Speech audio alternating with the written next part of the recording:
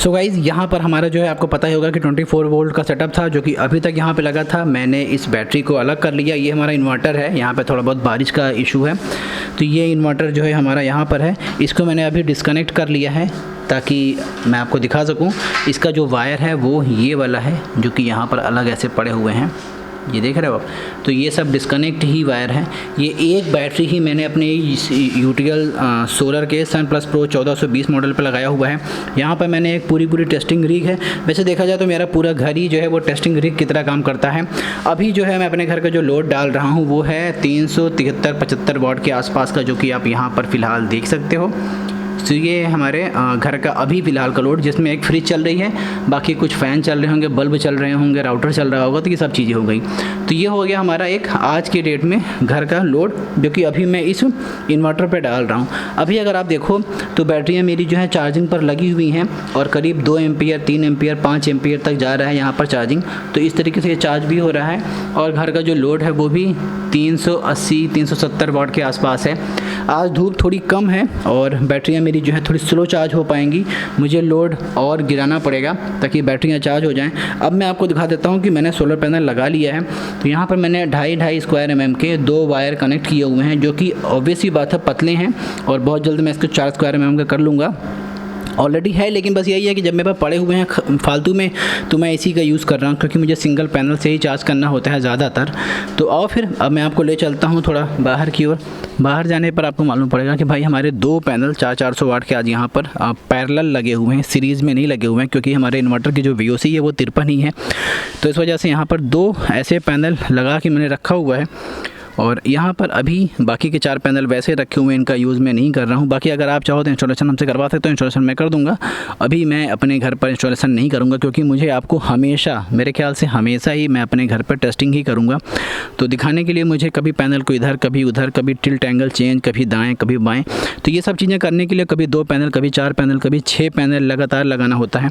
तो इस वजह से मेरे घर में कभी भी इंस्टॉलेशन मैं अपना घर पर खुद भी कभी नहीं कर पाऊँगा। वैसे जानते ही हो कि मिस्त्री मैकेनिक के जो काम होते हैं वो हमेशा ऐसे ही होते हैं, उनका खुद करने तैयार होता है, दुनिया भर का ज़रूर वो तैयार करा देते हैं।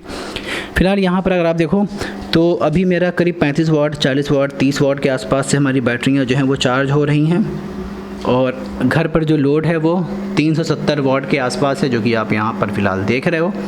और इन्वर्टर जो है वो मेरा तगड़ा काम कर रहा है, कोई दिक्कत नहीं है। यहाँ पर आप देखो grid status, battery on, SPV charging, तो सारी चीज़ें यहाँ पर हमारी ऐसी ही लगी हुई हैं।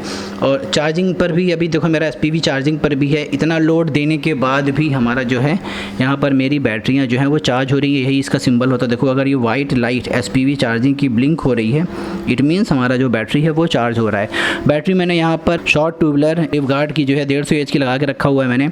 और वैसे तो ये सीरीज़ में चलती थी। लोग बोलते हैं कि भाई एक छोटी एक बड़ी साइज़ की बैटरी मत लगाओ। देखो असल में लगाना तो नहीं चाहिए, लेकिन अगर आपके पास बची हुई हैं और दोनों ही पुरानी हैं तो आप लगा सकते हो जब तक इनकी लाइफ है। ऑलरेडी 1 से 1.5 साल के आसपास होने वाला है मेरा इन्हीं 2 बैटरियों पर ऐसे सीरीज़ करके, तो चल सकता है। बस ये है कि मैंडेटरी नहीं है, मतलब रिकमेंडेड नहीं है भाई।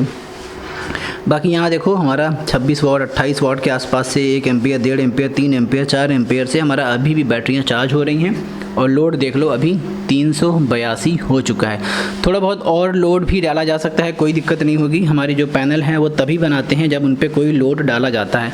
अभी लोड घटा दूंगा तो वापस से हमारी जो बैटरी हैं ओवर अच्छी तरीके से चार्ज होना स्टार्ट हो जाएंगी, जो कि अभी मुझे आपको दिखाना ही था कि हमारा ये इन्वर्टर जो है फ्रिज और बाकी के जो फ़ैन वैन होते हैं उन सभी का लोड ले पाता है। वैसे 880 वाट के आसपास तक का लोड ये ले सकता है, तो इतना मुझे डालना भी नहीं है अभी, और इतना मेरे घर पे लोड भी नहीं है अगर मैं AC ना चलाऊं तो। सो इस तरीके से देखो यूटीएल गामा प्लस अपना अच्छा काम कर रहा है। बस शर्तें ये है कि आप थोड़े से अपने वायर्स को अच्छा करो, जो कि मैंने नहीं किया हुआ है फ़िलहाल, क्योंकि मुझे ज़रूरत नहीं है। मेरे पास फालतू पड़े हुए थे। यार फालतू पड़े हैं तो क्यों मैं कम से कम 5-6 हज़ार रुपये का वायर ही लगा दूँ इसके अंदर। जब फालतू पड़ा है तो फालतू पड़ा है, तो यूज़ कर रहे हैं हम लोग।